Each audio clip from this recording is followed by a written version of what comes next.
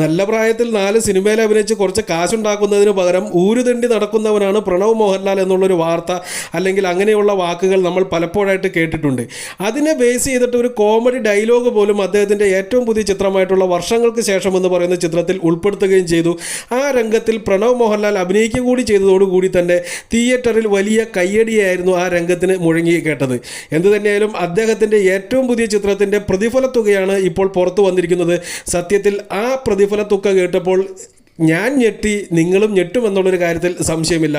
വല്ലപ്പോഴും മാത്രം സിനിമയിൽ അഭിനയിക്കുന്ന പ്രണവ് മോഹൻലാൽ ഏറ്റവും അവസാനം അഭിനയിച്ച ചിത്രമായിട്ടുള്ള വർഷങ്ങൾക്ക് ശേഷം എന്ന് പറയുന്ന സിനിമയ്ക്ക് വേണ്ടി പ്രതിഫലമായിട്ട് വാങ്ങിയ തുക എന്ന് പറയുന്നത് 3 കോടി രൂപയാണ് എന്നാണ് റിപ്പോർട്ടുകൾ സൂചിപ്പിക്കുന്നത്. 3 കോടി രൂപ അദ്ദേഹം ആ സിനിമയ്ക്ക് വാങ്ങി എന്ന് പറയുമ്പോൾ ആ സിനിമയും വിജയിച്ചു എന്നുള്ളത് കൊണ്ട് തന്നെ അടുത്ത സിനിമയ്ക്കും ഇതേ പ്രതിഫലമോ അല്ലെങ്കിൽ ഇതിനേക്കാൾ ഉയർന്ന പ്രതിഫലമോ വാങ്ങാൻ അദ്ദേഹത്തിന് സാധിക്കുമെന്നുള്ളൊരു കാര്യം നമുക്കറിയാം.